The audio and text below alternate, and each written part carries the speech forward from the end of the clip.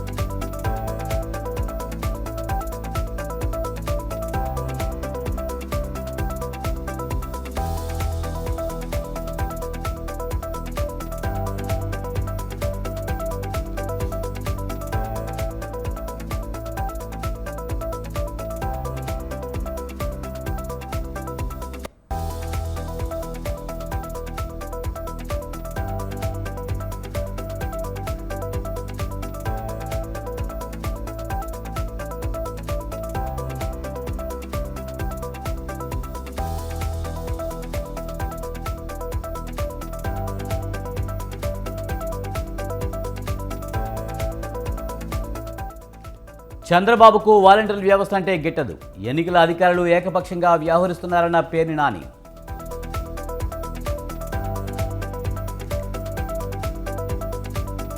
Phone tapping కేసులో కీలక పరిణామం. అమెరికా నుంచి రేపు హైదరాబాద్ రానున్న ప్రభాకర్ రావు.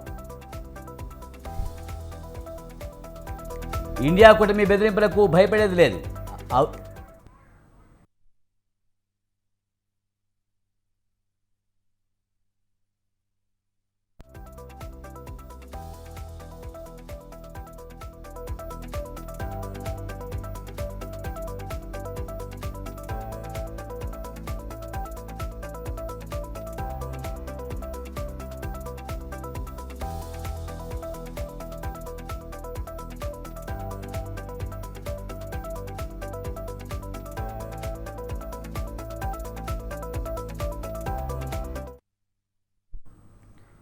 ఫోన్ ట్యాపింగ్ కేసులో కీలక పరిణామం చోటు చేసుకుంది.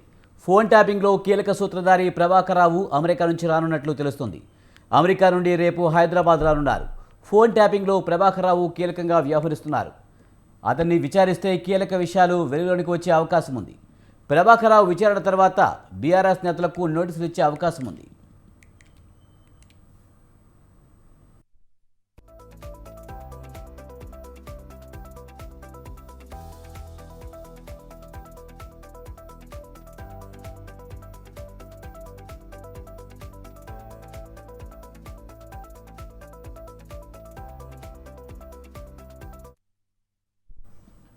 ఫోన్ ట్యాపింగ్ కేసులో కీలక పరిణామం చోటు చేసుకుంది.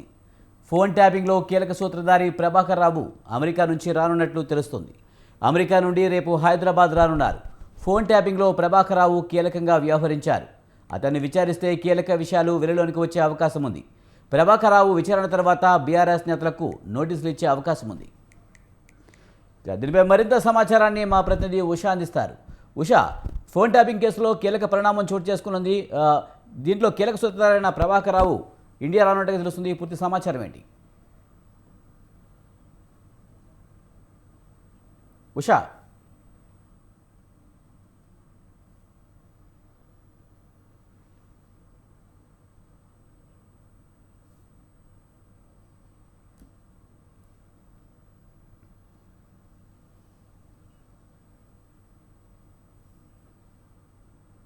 కస్టడీ పిటిషన్ కోరుతూ నాపల్లి కోర్టులో కూడా పిటిషన్ వేసుకునే అవకాశం ఉంటుంది. మరోవైపు చూసుకున్నట్టయితే కీలక వ్యక్తి, సూత్రధారి, పాత్రధారి అయినటువంటి ఫోన్ ట్యాపింగ్ లో ప్రభాకర్ రావు అమెరికా నుంచి వస్తున్నట్టు కూడా మనకు అందుతున్నటువంటి సమాచారం. అమెరికా నుంచి రేపు హైదరాబాద్ కు రానున్నట్టు తెలుస్తుంది. ఫోన్ ట్యాపింగ్ లో కీలకంగా ఉన్న ప్రభాకర్ రావుతో పాటు ప్రభాకర్ రావుకు ఎవరు ఆదేశించారు, ప్రభాకర్ రావు ఎందుకు ఇలాంటి ఏదైతే ఫోన్ ట్యాపింగ్ చర్యలకు పాల్పడ్డారు అన్న కోణంలో పూర్తి స్థాయిలో దర్యాప్తు చేయడానికి అయితే రంగం సిద్ధం చేస్తున్నారు. ఏదైతే టెలిగ్రాఫ్ యాక్ట్ నమోదు చేసిన వెంటనే ఎక్కడెక్కడ ఉన్న ఈ కేసులో ఉన్నటువంటి A1 దగ్గర నుంచి కూడా ప్రతి ఒక్కరి గుండెల్లో కూడా రైలు పరిగెత్తుతున్నాయి. ఈ కేసుకి సంబంధించి కీలక వ్యక్తి A1 ప్రభాకర్ జూన్ జూలైలో ఏదైతే తన క్యాన్సర్ ట్రీట్మెంట్ అనంతరం తను హైదరాబాద్ కి వస్తానన్న కోణంలో ఉన్నతాధికారికి వెల్లడించడం జరిగింది. అలా కాకుండా టెలిగ్రాఫ్ యాక్ట్ ని అది కఠినమైన చర్య కాబట్టి వెంటనే హుటాహుటిన ఆయన హైదరాబాద్ కి రేపు రానున్నట్టుగా అయితే మనకు అందుతున్నటువంటి సమాచారం. మరోవైపు రేపు కీలక ఇన్సిడెంట్స్ 3 ఉన్నాయి. ఒకటి రాధాకిషన్ రావుని కస్టడీ కోరుతూ పిటిషన్ వేసుకోనున్నారు పోలీసులు. అలాగే ఎవరైతే ఏవన్ ప్రభాకర్ రావు కూడా వచ్చే అవకాశం ఉంది. కాబట్టి ఈ కేసుకి సంబంధించినటువంటి బేస్ ఏదైతే ప్రభాకర్ రావు చుట్టూ కూడా ఈ ఫోన్ ట్యాపింగ్ వ్యవహారం తిరుగుతోంది. కాబట్టి ప్రభాకర్ రావు వస్తే మరికొన్ని అరెస్టులు కూడా జరిగే అవకాశం ఉంటుంది. రాజకీయ ప్రముఖుల్లో కూడా అలజడి జరుగుతోంది. ఈ కేసుకి సంబంధించినటువంటి కీలక వ్యక్తి, అలాగే ప్రధాన సూత్రధారి, కుట్రధారి, అలాగే ఫోన్ ట్యాపింగ్ లో ఏదైతే ఎవిడెన్స్ మొత్తం కూడా ట్యాంపరింగ్ చేయించారు. కాబట్టి ఫోన్ ట్యాపింగ్ ఏఎన్ నెంబర్లు ఇచ్చి టాస్క్ ఫోర్స్ డిపార్ట్మెంట్ నుంచి ఎస్ఐబి దగ్గర నుంచి ప్రతి ఒక్క డిపార్ట్మెంట్ లో కూడా ఫోన్ ట్యాపింగ్ కి సంబంధించి సిబ్బందిని ఎలా వాడుకున్నారు, వీరు ఎక్కడెక్కడ నగర శివార్లలో రూమ్ ఏదైతే సర్వర్ రూమ్స్ ని ఏర్పాటు చేసుకొని ఎవరెవరి నెంబర్లు ట్యాపింగ్ చేశారన్న కోణంలో పలువురు ఇన్స్పెక్టర్ని కూడా పిలిచి దాదాపు నిన్నటి నుంచి కూడా ఈ రోజు వరకు కూడా శివార్లలో ఉన్నటువంటి ఈ సర్వర్లలో పనిచేసినటువంటి ఇన్స్పెక్టర్లు కూడా విచారించినట్టు తెలుస్తుంది. మరోవైపు చూసుకున్నట్టయితే వరంగల్లో, అలాగే సిరిసిల్ల, హైదరాబాద్, బేగంపేట ఈ 3 చోట్ల కూడా వీరు ప్రత్యేకమైనటువంటి ఏదైతే సర్వర్ రూమ్స్ ని ఏర్పాటు చేసుకున్నారు. ఒక మీడియా సంస్థకు సంబంధించి కూడా ఒక సర్వర్ రూమ్ ని ఏర్పాటు చేసుకున్నారనేది తెలుస్తుంది.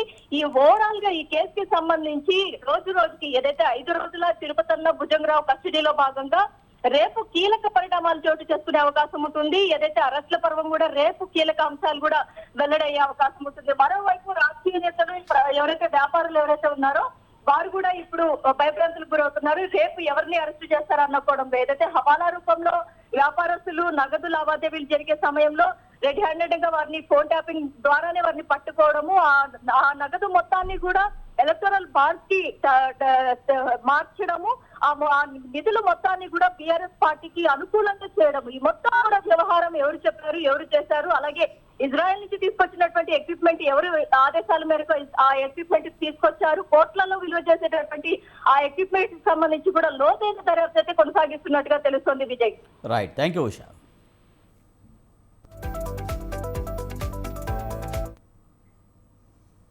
అధికార కాంగ్రెస్ పార్టీపై బీఆర్ఎస్ అధినేత ఘాటు విమర్శలు చేశారు.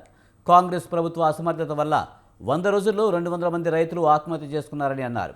ప్రభుత్వం నీళ్లు ఇస్తామనడంలో రైతులు పంటలు వేసుకున్నారని, కానీ నీళ్లు అందించకపోవడంతో లక్షలాది ఎకరాల పంట ఎండిపోయిందన్నారు. గత ప్రభుత్వ హయాంలో ఏ రోజు క్షణకాలం కరెంటు కోతలు లేవన్నారు. తాగునీటి కొరత లేకుండా చూశామన్నారు. అలాంటి రాష్ట్రాన్ని 100 రోజుల్లో అస్తవ్యస్తం చేశారని కేసీఆర్ ఆగ్రహం వ్యక్తం చేశారు. కాంగ్రెస్ ప్రభుత్వం రైతులను పట్టించుకోకుండా దిక్కుమాలిన రాజకీయం చేస్తుందని కేసీఆర్ ఆగ్రహం వ్యక్తం చేశారు. ఒకరిద్దరు తమ పార్టీ నేతలను గుంజుకుని కాంగ్రెస్ నేతలు మురిసిపోతున్నారని అన్నారు. ఒకరిద్దరు పోవడం వల్ల తమకు వచ్చిన నష్టమేమీ లేదన్నారు. ప్రభుత్వాన్ని వదిలిపెట్టామన్న కేసీఆర్ రణరంగమైన రైతుల పక్షాన నిలబడతామన్నారు. జిల్లాల వారీగా ఎండి పంట లెక్కలు తేల్చి ఎకరాకు 25,000 చొప్పున నష్టపరిహారం చెల్లించాలని డిమాండ్ చేశారు.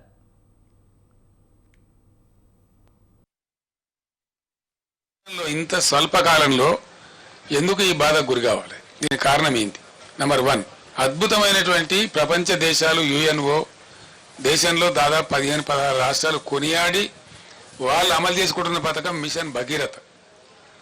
ఎందుకు మంచినీళ్ళ కొరత రావాలా? చీఫ్ సెక్రటరీ గారి స్టేట్మెంట్లు ఏమో సోర్సెస్ అని బరాబరే ఉన్నాయి, ఇవాళ భయపడే అవసరం లేదు, మీరు అద్భుతంగా ఉండొచ్చని చెప్తా ఉన్నారు. అసలు హైదరాబాద్ సిటీలో ₹1 నల్లా కనెక్షన్ ఇచ్చి 20,000 లీటర్ల ఫ్రీ వాటర్ ఇచ్చి రాష్ట్ర వ్యాప్తంగా ప్రతి ఇంటిలో నల్లా పెట్టి, దీన్ని కూడా మీరు అందరు సాక్షి జర్నలిస్ట్ మిత్రులు కూడా, దానిలో ఎందుకు లోపం వస్తుందంటే నాకు అర్థం కాదు. ఏం కారణం? మేము అసెంబ్లీలో ఛాలెంజ్ చేసినాం. నేను స్వయంగా యాజ్ ఎ చీఫ్ మినిస్టర్ ఈ టర్మ్ లోపల భగీరథ కంప్లీట్ చేయకపోతే వచ్చే ఎలక్షన్లో మా పార్టీ పోటీ కూడా చేయదు, మేము ఓట్లు కూడా అడగమని చెప్పి అంత ఛాలెంజ్గా చెప్పి తీసుకొని ఆ పథకాన్ని కంప్లీట్ చేసినాం. ఆ తర్వాత 5 ఏళ్ళు బ్రహ్మాండంగా నడిపినాం. బిందె పట్టుకొని ఆడబిడ్డ ఇక్కడ కనబడలే రోడ్డు మీద. పబ్లిక్ స్టాండ్ పోర్ట్స్ అన్ని మాయమైపోయినాయి రాష్ట్రంలో.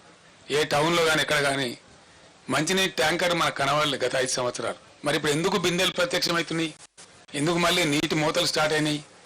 ఎందుకు నీళ్ళ ట్యాంకర్లు విచ్చలవిడిగా వ్యాపారం చేస్తున్నాయి? హైదరాబాద్ సిటీలో కూడా ట్యాంకర్లు పెట్టాల్సిన దుస్థితి ఎందుకు దాపరిస్తూ ఉంది? ఇవి ఆలోచించాల్సిన విషయాలు.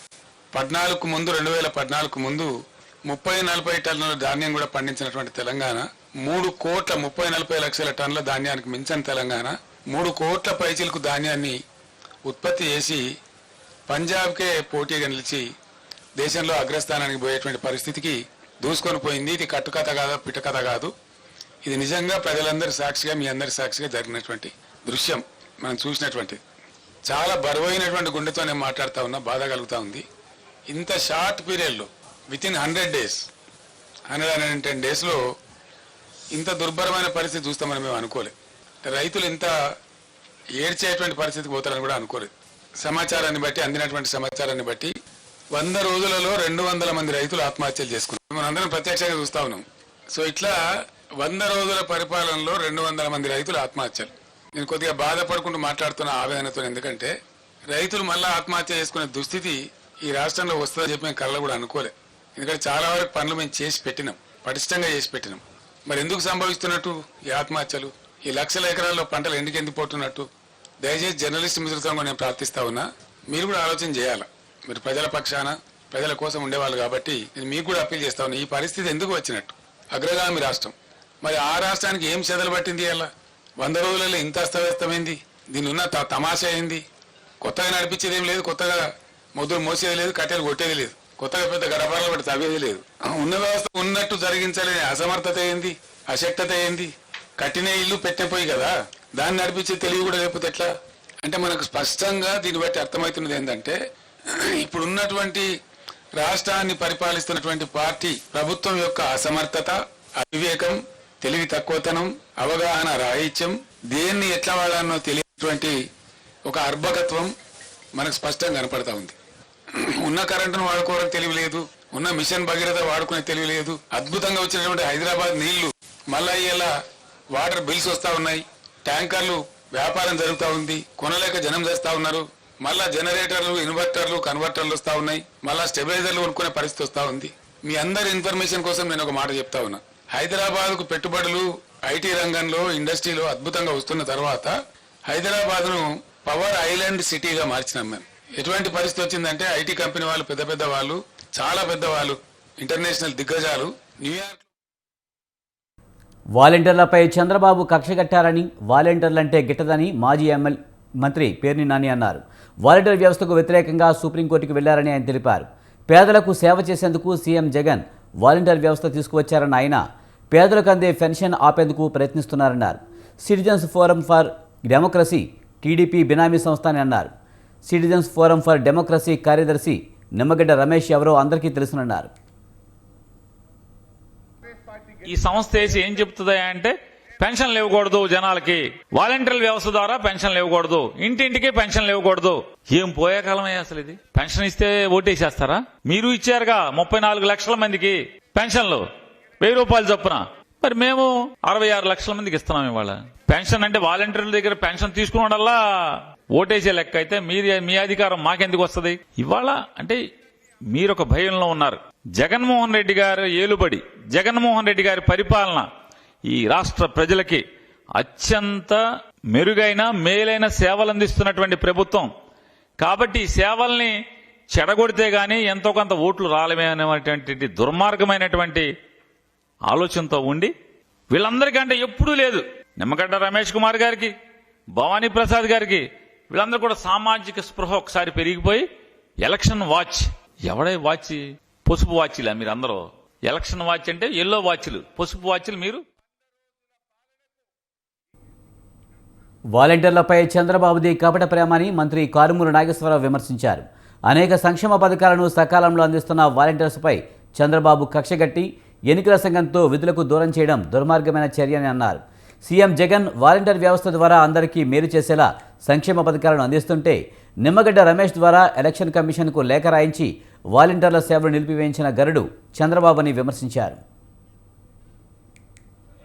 ఈ రాష్ట్రానికి ఒక వరవడి తీసుకొచ్చి, వాలంటరీ వ్యవస్థను తీసుకొచ్చి అందరికీ కూడా మేలు చేస్తా ఉంటే, మంచి జరుగుతూ ఉంటే, నిమ్మగడ్డ రమేష్ అనే అతనితోటి చంద్రబాబు నాయుడు ఎన్నికల కమిషన్కి లెటర్ పెట్టి ఈ వాలంటీర్స్ పెన్షన్లు ఇవ్వకూడదు, వాళ్ళ విధులు నిర్వర్తించకూడదు, అని లెటర్ పెట్టి ఆపించిన చంద్రబాబు నాయుడు దుర్మార్గమైన చర్య.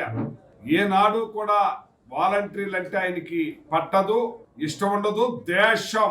అటు ఏ పార్టీలైనా సరే ఆయనతో ఒక పార్టీకైనా ద్వేషాలే. ప్రజలకు మేలు చేసేది ఏదైనా సరే ఆయన ద్వేషమే. ప్రజలు బాధలు పడి అనుభవిస్తా ఉంటే అతనికి ఆనందంగా ఉంటాడు. ఇలాంటి దుర్మార్గమైన హేయమైన పని చేస్తున్న చంద్రబాబు నాయుడు సిగ్గు లేదని చెప్పి సందర్భంగా తెలియజేస్తున్నాను. జగన్మోహన్ రెడ్డి గారు ముఖ్యమంత్రిగా ఈ రాష్ట్రానికి ఒక వరవడి తీసుకొచ్చి వాలంటరీ వ్యవస్థను రాష్ట్రంలో వాలంటీర్ వ్యవస్థపై టీడీపీ కక్షపూరితంగా వ్యవహరిస్తుందని టెక్కల వైసీపీ ఎమ్మెల్యే అభ్యర్థి దువ్వాడ శ్రీనివాస్ అన్నారు. పెన్షన్ల పంపిణీ ప్రక్రియకు వాలంటీర్లను దూరం చేసి పెన్షన్దారులను ఇబ్బందులకు గురిచేస్తున్నారన్నారు. దీనిపై ఎన్నికల కమిషన్ పునరాలోచించాలని విజ్ఞప్తి చేశారు. రాష్ట్రంలో టీడీపీ నాయకులు వాలంటీర్లకు భయపడుతున్నారని దువ్వాడ అభిప్రాయం వ్యక్తం చేశారు. కొడితే ఏ కాగితం ఇస్తే దానికి ఎన్నికల కమిషన్ వారు ఇలా నిర్ణయం తీసుకోవడం వల్ల ఈ రోజు సుమారు 12,65,00,000 మంది లబ్ధిదారులు రాష్ట్రంలో ఉంటే 5 కోట్ల మంది ప్రజలు ఉంటే 1,65,00,000 గృహాలు ఉంటే ఆ గృహాలకు ఈ రోజు ఎవరు అందిస్తారని అడుగుతున్నాను. నేను అడుగుతున్నాను, వాలంటీర్ సిస్టమ్ ద్వారా ప్రతి పేదవాడికి ప్రభుత్వ పథకాలు అందించాలని జగనన్న ఈ కార్యక్రమాన్ని చేయటం నేరమా? వాలంటీర్ తన 4 సంవత్సరాల 11 నెలలుగా ప్రతి ప్రభుత్వ పథకాన్ని ఆ లబ్ధిదారుడికి అందజేయడం నేరమా? ఈ రోజు చంద్రబాబు నాయుడు చేసినటువంటి ఘోరం, ఏ కారణంగా ఈ ఘోరం చేశాడు? ఈ 3వ తారీఖు లోగా ఈ రాష్ట్రంలో ఉన్న కోటాను కోట్ల మంది లబ్ధిదారుల తాలూకా ఆర్థిక పరిస్థితులు ఏంటి? ఎవరికైనా కడుపు మంట ఉంటుంది. చంద్రబాబు నాయుడు, పవన్ కళ్యాణ్ మీకు హెచ్చరిస్తున్నాను, ఈ ఒక్క నెలకి పేదవాడికి ఆ పెన్షన్లు అందిస్తూ వచ్చే నష్టం ఏంటని అడుగుతున్నాను. ఎన్నికలు ఎదుర్కొనే శక్తి లేదా? అందుకే నేను అన్నాను చంద్రబాబు నాయుడు ఒక్క స్థానంలో కూడా గెలవడు అని. చంద్రబాబు నాయుడు ఏ డప్పు కొడితే ఏ కాగితం ఇస్తే దానికి ఎన్నికల కమిషన్ వారు ఇలా నిర్ణయం తీసుకోవడం వల్ల ఈ రోజు సుమారు 12,65,00,000 మంది లబ్ధిదారులు రాష్ట్రంలో ఉంటే 5 కోట్ల మంది ప్రజలు ఉంటే 1,65,00,000 గృహాలు ఉంటే ఆ గృహాలకు ఈ రోజు ఎవరు అందిస్తారని అడుగుతున్నాను. నేను అడుగుతున్నాను, వాలంటీర్ సిస్టమ్ ద్వారా ప్రతి పేదవాడికి ప్రభుత్వ పథకాలు అందించాలని జగనన్న ఈ కార్యక్రమాన్ని చేయటం నేరమా? వాలంటీర్ తన 4 సంవత్సరాల 11 నెలలుగా ప్రతి ప్రభుత్వ పథకాన్ని ఆ లబ్ధిదారుడికి అందజేయడం నేరమా? ఈ రోజు చంద్రబాబు నాయుడు చేసినటువంటి ఘోరం, ఏ కారణంగా ఈ ఘోరం చేశాడు? ఈ 3వ తారీఖు లోగా ఈ రాష్ట్రంలో ఉన్న కోటాను కోట్ల మంది లబ్ధిదారుల తాలూకా ఆర్థిక పరిస్థితులు ఏంటి? ఎవరికైనా కడుపు మంట ఉంటుంది.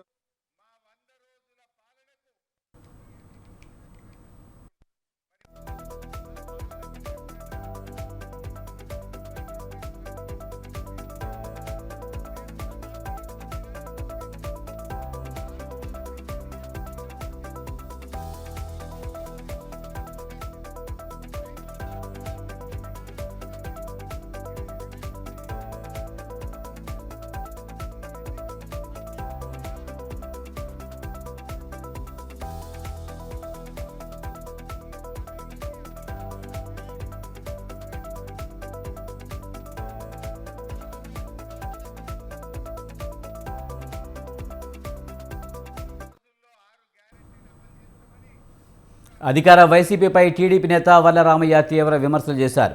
ముఖ్యమంత్రి వాలంటీర్లను బానిసల్లా బంట్రోతులా చూస్తున్నారని ఆరోపించారు. వాలంటీర్లకు గౌరవం లేకుండా కూలీలా చూస్తున్నారని అన్నారు. వాలంటీర్లంతా వెంటనే సెల్ ఫోన్లు ఎన్నికల సంఘం అధికారులకు అప్పగించాలని కోరారు. ఎన్నికల సంఘం ఉత్తర్వులను నిర్లక్ష్యం చేస్తే అధికారులు అనుభవిస్తారని హెచ్చరించారు. బానిసల్లాగా వాడుకుంటున్నాడు జగన్మోహన్ రెడ్డి, అది మీరు గుర్తించాలా? మిమ్మల్ని సేవకులుగా వాడుకుంటున్నాడు జగన్మోహన్ రెడ్డి, అది మిమ్మల్ని గుర్తించాలా? మీకు గౌరవం లేకుండా మిమ్మల్ని కూలీలాగా వాడుకుంటున్నాడు జగన్మోహన్ రెడ్డి, అది మీరు గుర్తించాలని చెప్పి కూడా నేను తెలియజేస్తున్నాను. గౌరవ ముఖ్యమంత్రి గారు మిమ్మల్ని గౌరవంగా చూడలేదు, అతను ఒక బంట్రోతుల్లాగా చూస్తున్నారు, వాళ్ళ పార్టీ కార్యకర్తలాగా మిమ్మల్ని చూస్తున్నాడు. వద్దు తెలియజేస్తూ ఎలక్షన్ కమిషన్కి ఇమ్మీడియట్గా మీ దగ్గరున్న ట్యాబ్స్, మీ దగ్గరున్న సెల్ ఫోన్స్ అన్నీ కూడా ఇమ్మీడియట్గా అధికారులకు హ్యాండ్ ఓవర్ చేయాలి. ఎలక్షన్ కమిషన్ అధికారులు కూడా, ఈ కలెక్టర్స్, మిగతా అధికారులు, సర్ఫ్ సిఇఓ మురళీధర్ రెడ్డి గారు మీకు తెలియజేస్తున్నా, మీరు did you seize all the cell phones from them? ఇప్పటికే చేసి ఉంటారా? మీరు ఇప్పటికే సెల్ ఫోన్లను సీజ్ చేశారా? వాలంటీర్స్ కాంగ్రెస్ పార్టీ ఇచ్చిన 9 గ్యారంటీల్లో ఏపీలో విజయ సోపానాలని ఆ party working president doctor Tulasi Reddy అన్నారు. కర్ణాటకలో 5, తెలంగాణలో 6 గ్యారంటీ పథకాలతో కాంగ్రెస్ అధికారంలోనికి వచ్చిందన్న విషయం ఆయన ప్రస్తావించారు. అలాగే మహాలక్ష్మి, వ్యవసాయ రుణాల మాఫీ, 10 ఏళ్ల ప్రత్యేక హోదా అమలు, 2,25,000 ఉద్యోగాల భర్తీ లాంటి 9 పథకాలతో ఏపీలో అధికారంలోకి రాబోతున్నామని తులసిరెడ్డి ధీమా వ్యక్తం చేశారు. ఈ గ్యారెంటీలన్నీ అమలు కావాలంటే కాంగ్రెస్కు ఓటు వేయాలని ఓటర్లకు తులసిరెడ్డి విజ్ఞప్తి చేశారు. పార్టీ ప్రకటించినటువంటి 9 గ్యారెంటీలు కాంగ్రెస్ పార్టీకి విజయ సోపానాలు. కర్ణాటకలో 5 గ్యారెంటీలు ప్రకటించి కాంగ్రెస్ అధికారంలోకి రావడం జరిగింది. తెలంగాణలో 6 గ్యారెంటీలు ప్రకటించి కాంగ్రెస్ అధికారంలోకి రావడం జరిగింది. అదేవిధంగా ఆంధ్రప్రదేశ్లో 9 గ్యారెంటీలతో కాంగ్రెస్ పార్టీ అధికారంలోకి రాబోతూ ఉంది. ఈ గ్యారెంటీ పథకాలు అమలు కావాలంటే కాంగ్రెస్ పార్టీ అధికారంలోకి రావాలి. కాంగ్రెస్ పార్టీ అధికారంలోకి రావాలంటే ఓటర్లు ఓటు. కాంగ్రెస్ బీఆర్ఎస్లో మాదిగలకు భవిష్యత్తు లేదని రుజువైందని మందకృష్ణ మాదిగ అన్నారు. మాదిగలందరూ బీజేపీకి ఓటేయాలని సూచించారు. కాంగ్రెస్ పార్టీ మాదిగకు మొండి చేయి చూపించిందన్నారు. కడియం శ్రీహరి ఎంతో స్వార్థపరుడో ఈ ఎన్నికల్లో రుజువైందన్నారు. ఊసర వెరిలా సంఘానికి కడియం గౌరవ అధ్యక్షుడన్నారు. కాంగ్రెస్ను పడగొడతానని చెప్పి అదే కాంగ్రెస్తో చేరాలన్నాడు. మాదిగ పల్లెల్లో కడియం శ్రీహరి గోబ్యాక్ అంటూ నినాదాలు చేయాలన్నారు. 40 ఏళ్ల తన రాజకీయ జీవితంలో ఎమ్మెల్యే మొదలుకొని ఎంపీ వరకు, రాష్ట్ర మంత్రి నుంచి మొదలుకుంటే ఉప ముఖ్యమంత్రి వరకు ఎదగడం మాదిగల పేరుతో. కానీ ఆయన సహకారం లేకుండా, ఆయన మద్దతు లేకుండా, అండదండ లేకుండా ఎదిగిన 3 ప్రముఖ మాదిగ నేతలకు తీరని ద్రోహం చేసింది కడియం శ్రీహరి గారు. తీరని ద్రోహం చేసింది, రాజకీయంగా వాళ్ళకు దెబ్బతీసింది కూడా కడియం శ్రీహరి గారు. అందులో రాజన్న మొదటి స్థానంలో ఉంటే, సిట్టింగ్ ఎంపీగా ఉండబడే దయాకర్ 2వ స్థానంలో ఉంటే,